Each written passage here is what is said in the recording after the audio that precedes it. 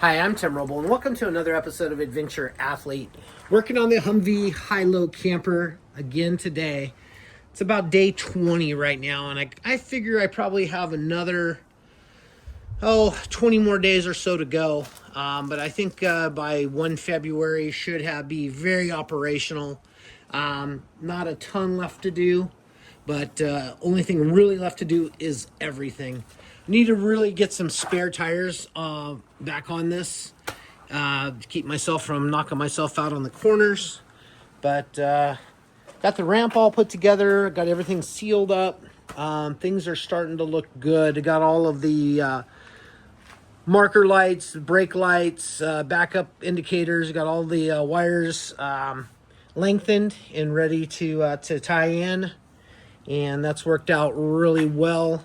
Yesterday I worked on getting some winch mounts in and kind of solve this problem right here on this door. I was trying to figure out what I was going to do on that, like pins or whatever, but I decided to get these lockbox deals just like I did for the ramp. But this is what they look like. And so I will cut out the lower portion of this hatch. I already got the struts and everything out, but I'll cut out the lower and tie this in before I get that all sheeted. So I'll do one at a time so everything stays square like it was. But I'll get that tied in, and then I have 4 deadbolts that are identical keys. So that'll be nice. Kind of did a nice little deal here. I have the wiring coming out. Kind of proud of that. That turned out really nice and will work well. I started processing some of the pallet wood that I've had. So this area in here is going to be this pallet wood. It's turned out really nice. I've had it for like 3 or 4 years, but it's time to use up all that stuff that I have had saved up for projects. I want to really liquidate everything that I can and get a lot of the stuff sold off so I can go out and travel and have this lifestyle I want. Talking about campers and stuff, camper builds, how my build style. It's just all simple things. It's a tape measure, a chop saw or a way to cut it, a square, accurate measurements, accurate cuts, squaring things. Sometimes it's hard to get things square in here. This is not 100% square, but it's good. It's really a nice end product. I love the top is dropped down and not exactly where it's going to be yet. You can see there that arch for the well will probably be somewhere around in this area. So that'll make a nice seal up. I worked on getting the hot water heater shower in yesterday. I've already got a platform made for the Thetford flush toilet that evens it out. This is the shower pan, of course, and right here's the drain. The whole thing is the drain. I set that up that way, no matter where you're parked, the water will drain out. Winch mounts are in. That's what these corner pieces are. And basically that will be these X-Bull 3,000 pound.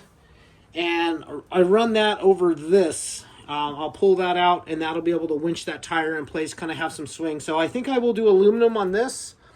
I'll leave a space here for the rope to go through, and then aluminum on that, and then it'll be covered in wood that'll stick on with just some Velcro. So when you need to winch a tire up, you'll just pull that cover off, and that'll give you access to everything you need there. Same thing on this side.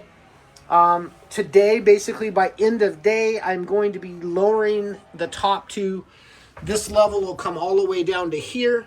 I'll put the linear actuators in place and work on the upper mounts with in mind thinking about where the lower mount is going to go. But why I'm doing that is I've been thinking all along, like, how in the heck am I going to get all these things running the exact same angle? And I came up with my solution is I'm going to hang them. I'm going to make upper mounts, hang them, and then I'll take the measurements on the bottom for making tabs, and I'll do those on the arc droid, get those cut out really super quick and efficient, and get that all in. And then it's going to be wiring up the electrical system, making the winches work, making the linear actuators go up and down, and then figuring out what type of paneling I need to do up here for those flip up panels.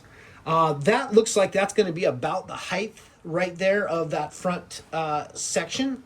So you can kind of see there's a lot of room. I'm 6'3", and I think the interior height is going to be somewhere about 6'5", 6'7". I think I can go all the way up to like 7 foot, although I don't want to do that. I want to keep it as low and sleek as I can, even in the fully up position. So I'll figure all that out.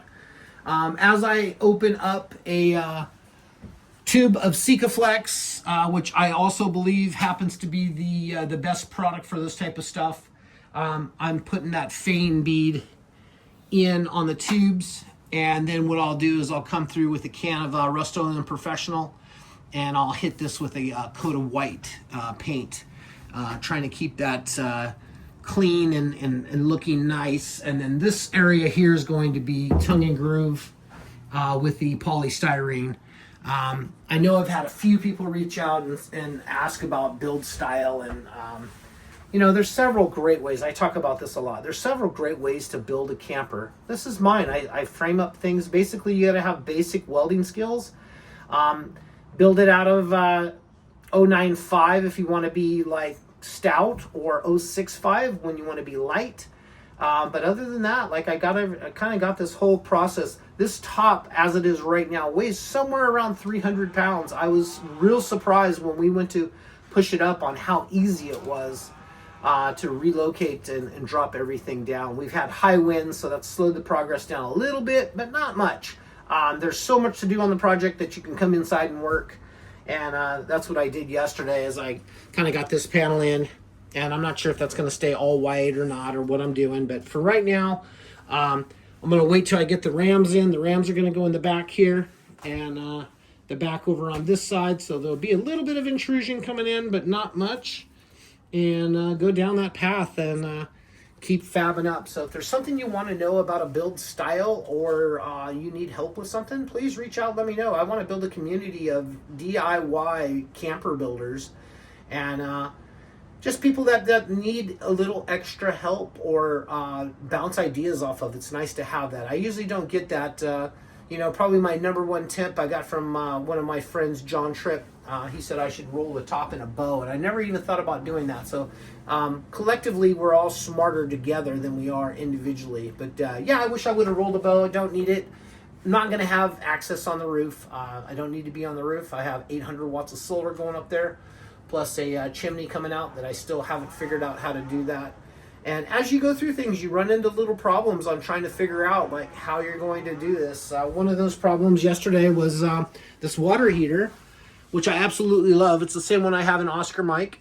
The water spout, the entry for the water, I didn't know how I was going to do that. I looked at all the fittings I had and what came with this, and none of them were really adequate. So I ended up cutting that off, but I left a little bit of a ridge on when I cut that brass fitting off, and it turned out to be the exact right size. So that little ridge is going to provide that sealing point also. So hopefully there's no leaks, but I think I got it. But that's what I'm kind of saying. As you go through this process of building, you run into little shortfalls. On this, I was wondering where I was going to put the propane. So you look kind of down here. There's a great spot in between here and here that I'll build a little box, and I'll have one bottle there. I'm not using this very much, so I'm just going to do the small bottles. You can see I already have an adapter set up for it.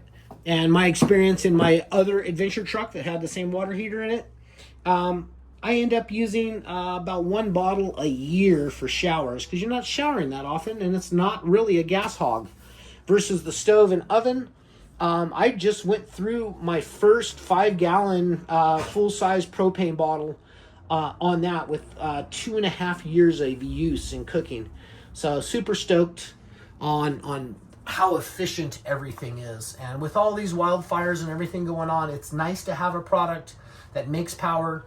You can cool stuff, cook stuff. It's just another thing. Oscar Mike's been that way. And some of the people that have been relocated, I've offered my truck to you come spend the night as long as you need. I have nobody that's needed to take me up on that, but we've had power out here for 3.5 days, and I've offered the truck up to those people also. Because it's just one of those things. It's like I have a resource, and I built that resource for not only camping and doing expeditions and adventures, but for a little bit for that survival aspect. When the power goes down on the grid, we can just take food out of the house and put it in Oscar Mike. Soon, I'm probably 2 weeks away from this thing being fully operational on solar, making power, making a cooler work, freezer, refrigerator work, and getting everything set up. The stove's already plumbed in. It already just needs a bottle. I'll probably work on that today, just in case resources start to run low around here. So that's my thought process. Questions, comments, community-wise, I'm an open book. Ask questions, and I'll do my best to answer them for you. That's going to be it for now. Thank you guys for watching. I'm Tim Roble, and I'll catch you here next time.